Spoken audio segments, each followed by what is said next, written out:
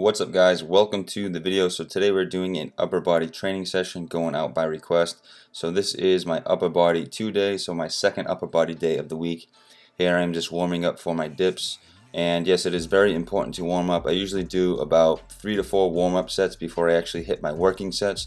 This is going to get the body nice and warm, primed, and prevent any injuries. And so here is my first working set. So we had 75 pounds strapped to my body, and my body weight is currently about 225 pounds. So this is a 300-pound dip here. So the target for this first set was 8 reps, which I did successfully hit.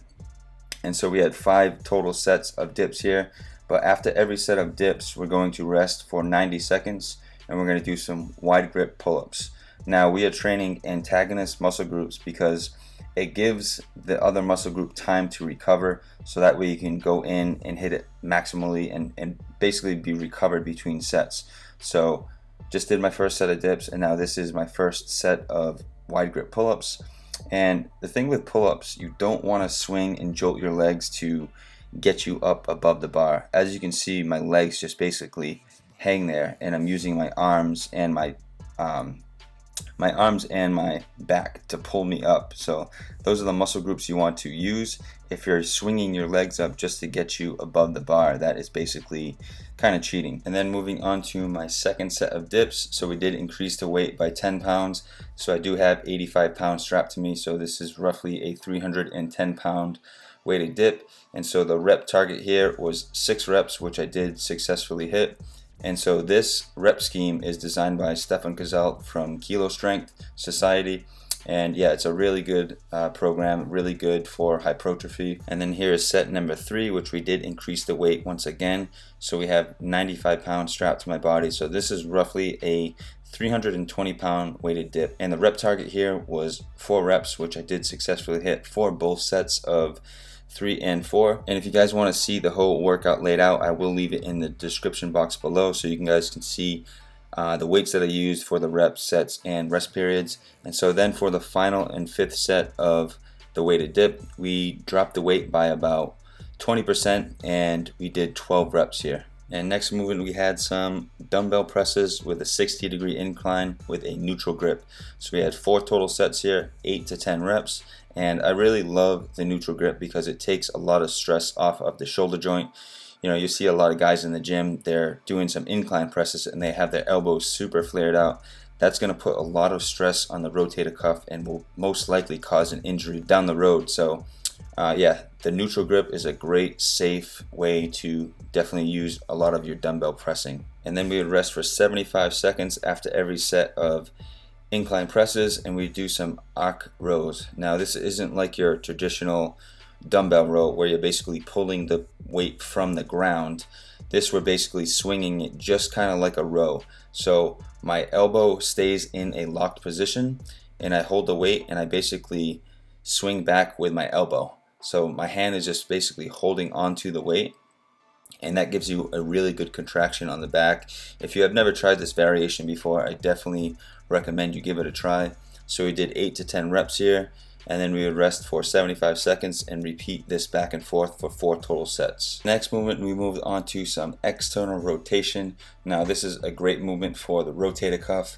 And yeah guys, if you don't train your rotator cuffs, it is good to add this at the end of your workouts. You know, just by training this muscle group here, it'll help prevent any shoulder injuries. It'll strengthen that shoulder girdle and really prevent you from having an injury. Shoulder injuries are definitely one of the main killers in strength training. You know, a lot of people use improper form and then they end up blowing out their shoulder, and then it's almost like they'll never be the same. You know, knock on wood, I've never had any injury whatsoever training in the gym because I warm up properly, I train smart, and I train safely. And so after every set of external rotation, we would rest for 30 seconds and then do some bent over lateral raises with one arm at a time. So we did 12 to 15 reps here, and then we repeated that for 3 total sets back and forth with the external rotation and the lateral raises. So that wraps up the workout, guys. I hope you guys enjoyed it. Please let me know in the comment box below if you have any questions whatsoever. And once again, thanks for watching, guys. Okay, so hopefully you guys enjoyed the training section of the video. So that was my upper body 2-day. I do train upper body twice per week, and I do train lower body twice per week as well. And if you guys want, I could do maybe once or twice per week. I can do just a specific training video for an upper or lower body group. I do train basically these same workouts for 3-week phases. So after 3 weeks, all of my training switches up again, but still always focusing on the main compound movements as my bread and butter. And so I wanted to let you guys know that I am starting a cut. So a lot of people are probably like, no more bear mode. What, like, are you serious? So I really want to start this cut because I just want to tighten up a bit. Now I have a lot of stuff coming up with modeling. If you guys didn't know, I do modeling. I do modeling as well, and I was doing a lot of modeling in Boston, so with like Brookstone and Puma. I did like a Puma fashion show, and I had a lot of work when I was in Boston. But since I am down here in Florida now, I started working with another agency, so I'm just kind of getting familiar with them, and they're sending a lot of work my way. So I am by means no far like really fat or anything, but in terms of the model look, the model style, it's a little more somewhat leaner, you know. So the bear mode is going to kind of take a backseat for a while, and I'm just going to really focus on just getting a little bit leaner. I really want to keep my strength. That's going to be my priority, and I'm still going to do, like a lot of people are probably asking, what about the cheat days? Yes, I'm still going to be doing cheat days. If you guys have seen my other video, how I balance calories with cheat days, basically I broke down the entire structure of how I balance out my cheat days, you know, without getting too fat. Now, of course, you are going to gain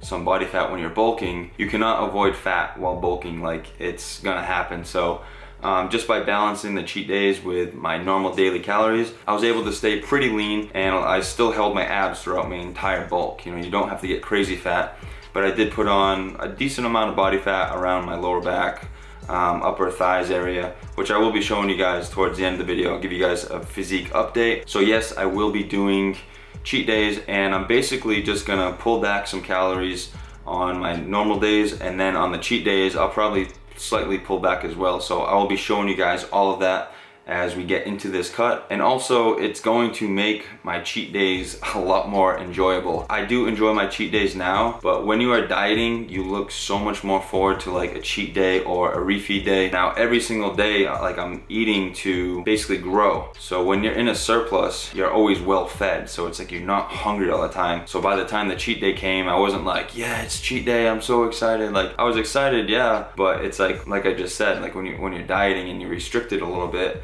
then you kind of appreciate it more, and which I do appreciate my cheat days. I love them, and I have a great time, and all of you guys like them too, and I love making the videos. And also, when you diet down and you have a lower body fat percentage, you actually get a better insulin sensitivity, so that way you can better utilize carbohydrates as fuel. And so let's check out my physique and how I'm currently looking and how much progress I made on my PA7 bear mode bulking series.